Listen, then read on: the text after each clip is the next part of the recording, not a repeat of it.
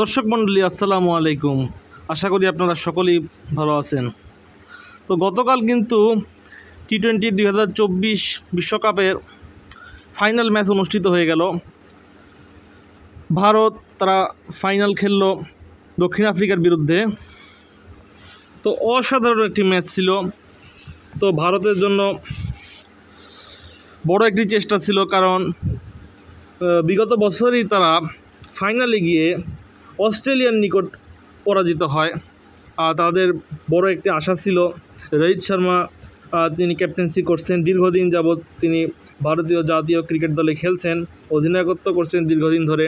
তার একটি প্রত্যাশা ছিল,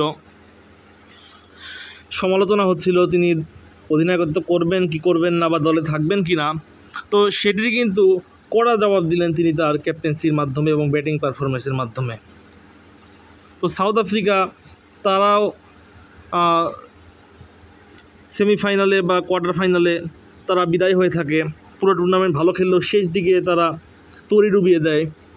তারা সেটি কাটিয়ে তারা ফাইনালে উঠেছিল আফগানিস্তানকে পরাজিত করার মাধ্যমে। তারাও শিরোপা জয়ের অন্যতম দাবিদার ছিল, কিন্তু পরবর্তীতে সাউথ আফ্রিকা তারা তাদের বাপদাদার যে ঐতিহ্য সেটিই তারা ধরে রাখতে সক্ষম হলো। তো টসে কিন্তু ভারত জয়লাভ করে এবং অধিনায়ক রোহিত শর্মা তিনি কিন্তু ব্যাটিংয়ের সিদ্ধান্ত নেন। তো সেই সিদ্ধান্তের কার্যকর জবাব প্রথম দিকে দিতে পারেননি। পুরো টুর্নামেন্ট জুড়ে যারা ভালো খেলছিলেন, রোহিত শর্মা, অধিনায়ক সূর্যকুমার যাদব এবং ঋষভ প্যান্ট, পুরো টুর্নামেন্ট জুড়ে যারা দারুণ ফর্মে ছিলেন, কিন্তু ফাইনাল ম্যাচে এই তিনজনই পাওয়ার প্লের মধ্যেই ফিরে যান। ভারতের সংগ্রহ তখন 4 ওভার 3 বলে 34 রান, 3 উইকেট হারিয়েছিল তারা। কিন্তু পরবর্তীতে দেখুন তারা কিন্তু ভেঙে পড়েনি। পরবর্তীতে বিরাট কোহলি এবং স্পিন অলরাউন্ডার অক্ষর প্যাটেল তারা কিন্তু পরবর্তীতে 60 ঊর্ধ্ব রানের একটি বড় জুটি করেন, কিন্তু যেটি ভারতকে কিন্তু বড় স্কোর করতে সহায়তা করে। দলীয় রান যখন 106, তখন কিন্তু অক্ষর প্যাটেল তিনি 31 বলে 47 রান করে ফিরে যান। পরবর্তীতে কোহলি এক প্রান্ত আগলে রেখে তিনিও পরবর্তীতে শিবম দুবেকে নিয়েও তিনি 50 ঊর্ধ্ব রানের একটি পার্টনারশিপ করেন।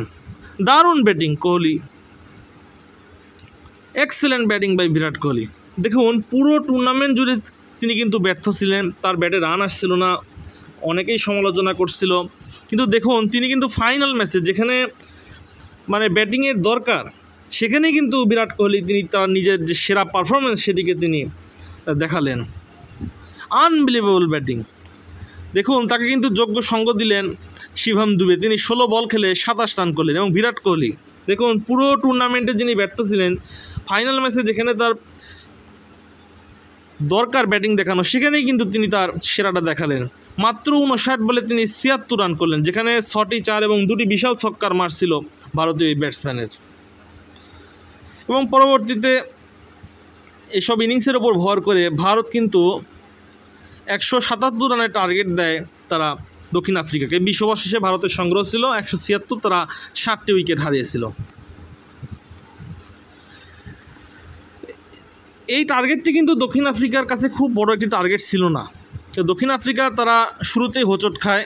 তারা দলীয় রান যখন 12, তখনই তারা 2টি উইকেট হারিয়ে ফেলে। পরবর্তীতে কিন্তু স্টুপস এবং কুইন্টন ডিকক তারা কিন্তু 50 রানের একটি পার্টনারশিপ করেন। পরবর্তীতে স্টুপস তিনি 21 বলে 31 রান করে ফিরে যান। পরবর্তীতে ক্লাসেনকে নিয়েও কিন্তু জুটি করার চেষ্টা করেন কুইন্টন ডিকক, কিন্তু কুইন্টন ডিকক তিনি ভালো খেলছিলেন, কিন্তু তিনি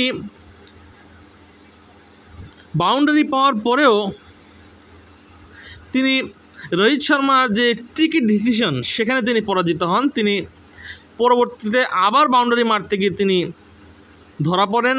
তিনি 31 বলে 39 করে ক্যাচ আউট হয়ে যান। পরবর্তীতে কিন্তু ক্লাসেন তিনি একটি প্রান্ত ধরে রেখে কিন্তু দারুণ ব্যাটিং করেছিলেন। বলারের মাথার উপর দিয়ে তিনি 4 ছক্কা হাঁকাচ্ছিলেন। একসময় দেখে মনে হচ্ছিল ক্লাসেন তিনি দক্ষিণ আফ্রিকাকে জয় এনে দিতে যাচ্ছেন, কিন্তু যখন রান দরকার 5 ওভারে 30 রান, ইজি মানে জয়ের একটি ম্যাচ ছিল, কিন্তু পরবর্তীতে ক্লাসেন তিনি 27 বলে 52 রান করে আউট হয়ে যান। পরবর্তীতে ডেভিড মিলার তিনিও চেষ্টা করেছিলেন, কিন্তু অন্য প্রান্ত থেকে কেউ তাকে যোগ্য সঙ্গ দিতে পারেননি। কেশব মহারাজ, কাগিসা রাবাদা তারা ভালো করতে পারেননি। কেশব মহারাজ তিনি প্রচুর বল নষ্ট করেছেন শেষ সময়ে এসে। তো ভারত কিন্তু দারুণ ফর্মে ছিল এই টি-20 বিশ্বকাপে। তারা ছিল এই টি-20 বিশ্বকাপের অন্যতম দাবিদার। দেখুন ভারতের স্পিন বোলিং লাইন আপ, যেটি কিন্তু পুরো টুর্নামেন্ট জুড়ে দারুণ ফর্মে ছিল। তো গত ম্যাচটিতে স্পিন তেমন একটি কার্যকরী হয়নি। অক্ষর প্যাটেল তিনি তো 1 ওভারে 24 রান দিয়ে ম্যাচটিকে প্রায় দক্ষিণ আফ্রিকারই করে দিয়েছিলেন, কিন্তু পরবর্তীতে অসাধারণ বোলিং করেছিলেন হার্দিক পান্ডিয়া, জসপ্রীত বুমরা এবং আশদীপ সিং। এই 3 পেসারের দারুণ বোলিংয়ের উপর ভর করে দক্ষিণ আফ্রিকার জন্য সমীকরণটি একটু কঠিন হয়ে দাঁড়ায়।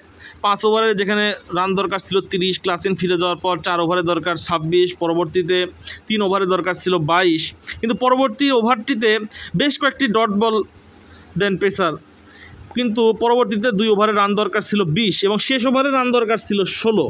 তো শেষ ওভারটি অধিনায়ক হার্দিক পান্ডিয়ার কাছে বলটি তুলে দেন শেষ ওভার করার জন্য। হার্দিক পান্ডিয়াও তিনি তার ক্যাপ্টেনের প্রতি যার প্রতি আস্থা রেখেছিলেন, তিনি তার উত্তম প্রতিদান দিলেন। তিনি কিন্তু অসাধারণ একটি ওভার করলেন এবং সূর্যকুমার যাদব তিনি ডেভিড মিলার হার্দিক পান্ডিয়ার শেষ ওভারের প্রথম বলে ছক্কা হাঁকাতে গিয়ে সূর্যকুমার যাদব তিনি অসাধারণ একটি ক্যাচ ধরেন। সেটি আসলে মূলত ইন্ডিয়াকে আসলে কাপ এনে দিয়েছিল। সেই ক্যাচটি মিস হয়ে ছক্কা হলেও গল্প অন্যরকমও হতে পারত। তো ক্রিকেট এক অনিশ্চয়তার খেলা, শেষ বল পর্যন্ত অপেক্ষা করতে হয় অনেক সময়। তো গত ম্যাচেও সেটিরই প্রতিফলন আমরা লক্ষ্য করলাম। তো পুরো টুর্নামেন্ট জুড়ে ভারত দারুণ ফর্মে ছিল। রোহিত শর্মার কথা বলতেই হয়, রোহিত শর্মা তিনি দারুণ ক্যাপ্টেন্সি করলেন এবং শুধু ক্যাপ্টেন্সি নয়, তিনি তার ব্যাটিং পারফরমেন্সও অসাধারণ ব্যাটিং পারফরমেন্স দেখালেন। যদিও গত ম্যাচটিতে তিনি ভালো করতে পারেননি, কিন্তু পুরো টুর্নামেন্ট জুড়ে তিনি দারুণ ব্যাটিং করেছেন এবং দারুণ ক্যাপ্টেন্সি, কখন কি ডিসিশন নিতে হবে তিনি এক্ষেত্রে কিন্তু সফল হয়েছেন। তো যদিও দুর্ভাগ্যজনকভাবে গত ওয়ানডে বিশ্বকাপটি তার হাতে আসেনি, তো অন্যতম দাবিদার ছিলেন শিরোপার এই রোহিত শর্মা। তো অবশেষে শেষ হাসলেন ভারতীয় এই অধিনায়ক। তো রোহিত শর্মা এবং বিরাট কোহলি তারা কিন্তু শিরোপা জয়ের সাথে সাথেই তারা তাদের আন্তর্জাতিক টি-20 ক্যারিয়ার থেকে অবসরের ঘোষণা দেন। তারা তাদের জায়গাটিকে ছেড়ে দিয়ে তরুণদের সুযোগ করে দিতে চান, যাতে তাদের এই অর্জনকে দেখে তারা উজ্জীবিত হয়ে ভারতকে আরও ভালো কিছু এনে দিবে, সেই আশাবাদ তারা ব্যক্ত করছিলেন। তো এই ম্যাচ থেকে কিন্তু বাংলাদেশের অনেক কিছু শেখার রয়েছে। তো আর্লি 2-3টি উইকেট হারিয়ে ফেললে তা আশা হারানো যাবে না, পরবর্তী ব্যাটসম্যানদেরকে অবশ্যই চেষ্টা করতে হবে। দেখুন 5 ওভারে 30 রান দরকার ছিল, রোহিত শর্মা কিন্তু হাল ছাড়েননি। পরবর্তীতে তিনি বিভিন্ন ট্রিক্স খাটিয়ে পরবর্তীতে টার্গেটটি কিন্তু কঠিন করে দেন। পরবর্তীতে দক্ষিণ আফ্রিকা দুর্ভাগ্যজনকভাবে মাত্র 7 রানে এই সহজ ম্যাচটি তারা ভারতের নিকট পরাজিত হলো। তারা তাদের বাপ-দাদাদের ঐতিহ্যটি ধরে রাখলো। তো এই ছিল আপাতত এই গতকালের ম্যাচ সম্পর্কে অ্যানালাইসিস। যারা এতক্ষণ ভিডিওটি দেখলেন তাদের সকলকে অসংখ্য ধন্যবাদ জানাচ্ছি। নতুন নতুন আপডেট পেতে আমার সাথেই থাকুন এবং আমার চ্যানেলটিকে অবশ্যই সাবস্ক্রাইব করে দেবেন। আসসালামু আলাইকুম।